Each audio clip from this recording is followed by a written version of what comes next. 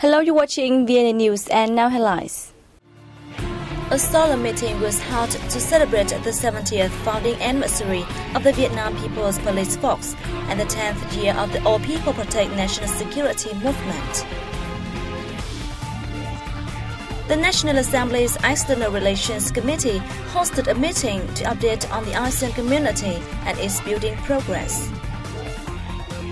Vietnam has emerged as the third biggest exporter of footwear to the European Union.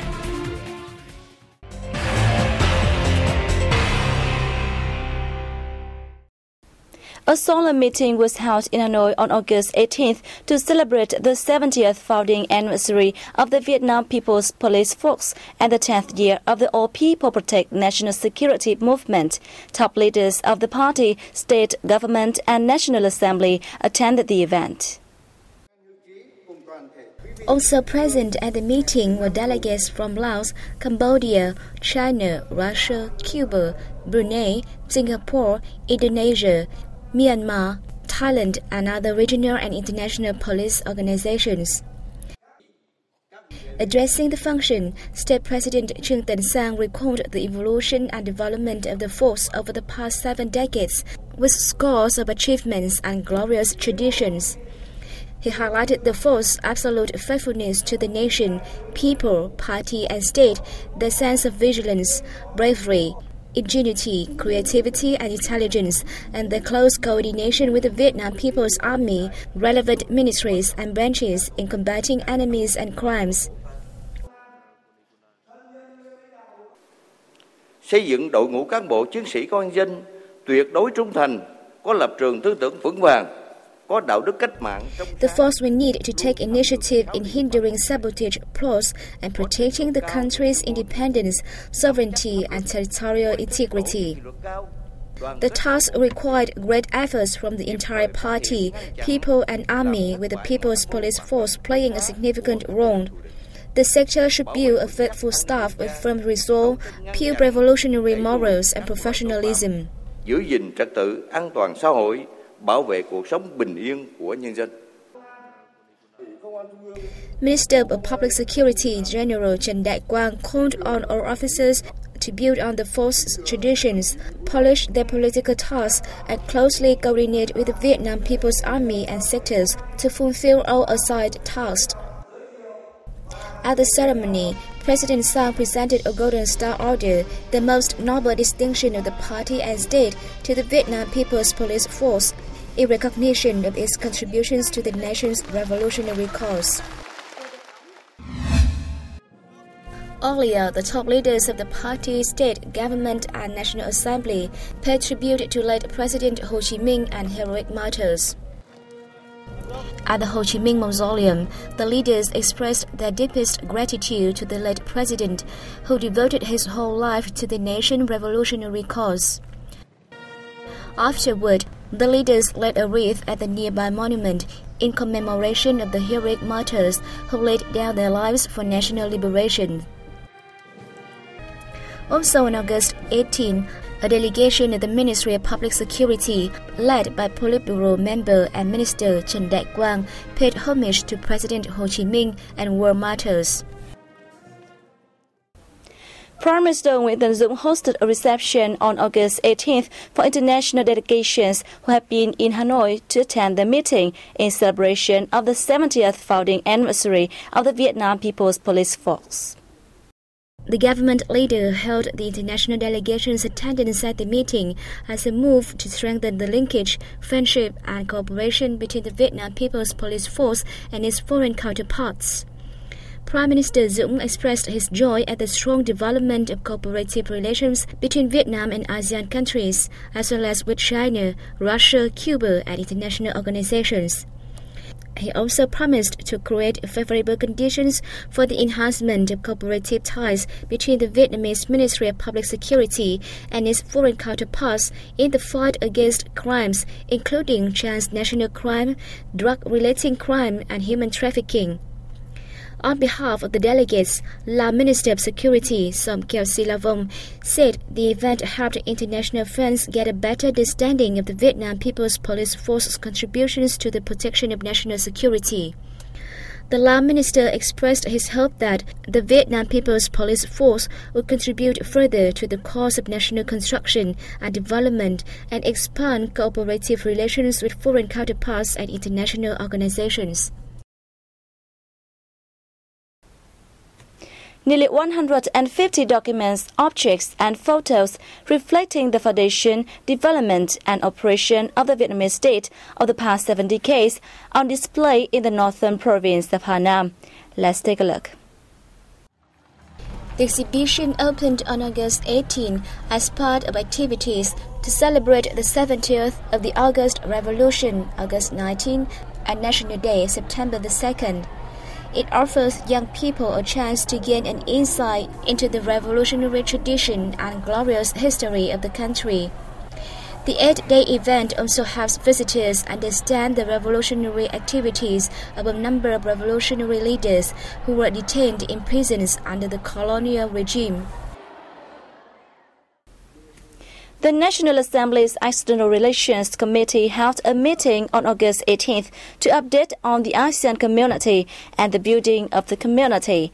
It also pointed out advantages and challenges facing Vietnam when the country joins the community. Since its inception in 1967, the Association of Southeast Asian Nations, ASEAN, has become a successful cooperation mechanism. The association has maintained its unanimity principle and reaped a lot of outstanding achievements in economics, politics, and society. As a result, the bloc has drawn attention and cooperation from big partners around the world, including the US, Japan, and China.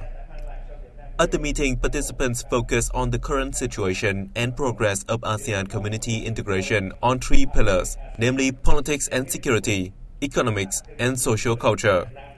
They looked into Vietnam's participation, challenges, and shortcomings during the building and development of the community, and at the same time proposing solutions and recommendations. They also discussed Vietnam's external relations activities within the bloc when the community is established, the community's prospects after 2015, and put forth recommendations to improve the National Assembly's role in strengthening cooperation in ASEAN community. The ASEAN community will be launched on December 31st this year, with a view to creating a common roof for regional peace, cooperation, connectivity, and sustainable development. U.S. Ambassador to Vietnam Ted Osius has made a field trip to the central province of Quang Tri to examine the implementation of bomb and mine clearance projects in the locality. During his tour, the ambassador called at the database unit, the Legacy of War Coordination Center, and the Mine Action Visitor Center.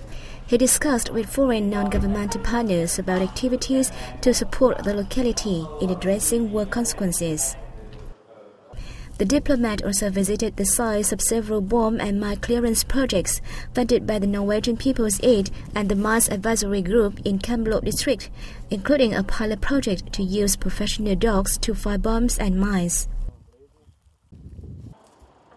The same day, Ambassador Osius was received by Chairman of the Provincial People's Committee, Nguyen Xuan Phuc, who thanked the U.S. government and embassy for supporting Quang Tri in bomb and mine clearance. The chairman expressed his hope that U.S. Embassy would continue to assist Quang Tri province in dealing with the war aftermath in the coming time.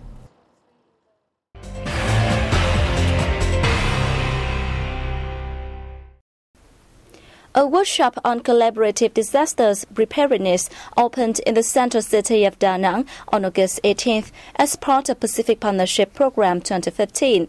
The event is co-hosted by the National Committee for Search and Rescue and the U.S. Naval Postgraduate School. The workshop serves as a platform for representatives from Vietnam, the U.S., and international organizations to discuss the preparedness and how to respond to disasters. The 3-day conference aims to improve understanding of the preparedness for disasters, set up a collaborative network in the community, and discuss experience drawn from the reality in the Asia-Pacific region. Actions of the international community, regional organizations, and the U.S. government to assist regional countries in coping with disasters are also on the table. Participants will have a chance to visit U.S. hospital ship USNS Mercy and joint high-speed vessel USNS Millinocket docking at Tiên Sa Port to study their ability to provide health services during disasters. The impacts of the Vietnam Republic-Korea Free Trade Agreement on economic relations between the two countries was the main topic of a seminar held recently in the northern province of Thái Nguyên. Participants, including policy researchers, professors and experts from the Republic of Korea, the Philippines and Vietnam, focused discussions on post-FTA economic prospects and the balance of Vietnam-Republic of Korea trade. They also exchanged opinions on the impacts of changes in the global value chain on the two countries' businesses, as well as international cooperation in the process of integration. Many delegates suggested that Vietnam should design strategies to attract more investments from the Republic of Korea. Vietnam became the third biggest exporter of footwear to the European Union in 2014, just behind China and Italy. The information was released by the Leather, Footwear and Handbag Association. Accordingly, the sector's export earnings from the EU market surpassed $4.8 billion in 2014, a year-on-year increase of 20.5%. This was the highest export value posted in the 2010 to 2014 period. Exports to France recorded the highest amount, reaching nearly $830 million, accounting for 16.82% of the total value. Other big import markets included Germany, Belgium, the UK, and Portugal. Like garments, footwear products exported to the EU market will enjoy a tax rate of 0% in 7 years since the free trade agreement between Vietnam and the EU comes into effect. According to the association, the agreement will ensure Vietnam's footwear sustainable export to the market.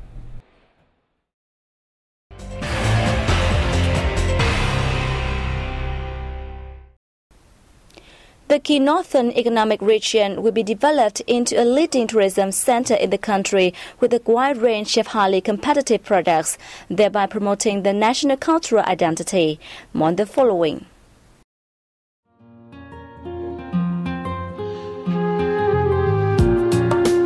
According to a recently approved master plan, tourism in Hanoi, Hải Phòng City and the provinces of Vĩnh Phúc, Bắc Ninh, Hưng Yên, Hải Dương and Quảng Ninh will be a spearhead economic sector, of which Hanoi, Hải Phòng and Quảng Ninh will become cultural, sport and tourism centers of the nation, thus fostering the region's development and its connection with other domestic and international counterparts. The master plan focuses on preserving and upholding the values of tangible and intangible cultural heritage and embellishing and upgrading regional relic sites. The plan aims to construct and upgrade cultural and sporting centers, residential quarters, new high-standards urban areas, industrial parks and export processing zones, and leisure centers for children. The region will also intensify promotion activities within the country and in foreign markets, while developing specific tourism products such as cultural and spiritual tourism and sea and island-based tourism. The plan targets the strengthened development of a number of national tourist sites, including the Vietnamese ethnic group's culture and tourism village, Hương Pagoda and Thăng Long Royal Citadel in Hanoi, Tam Đảo in Vĩnh Phúc, Côn Sơn Kiếp Bạc in Hải Dương, Cát Bà and Đồ Sơn in Hải Phòng, Hạ Long, Vân Đồn, Trà Cổ and Yên Tử in Quảng Ninh, and Phố Hiến in Hưng Yên.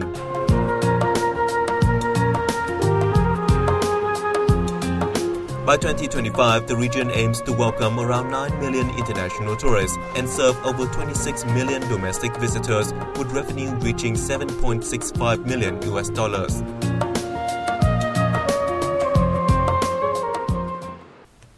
And that has wrapped up our news bulletin. Thanks for joining us, and goodbye for now.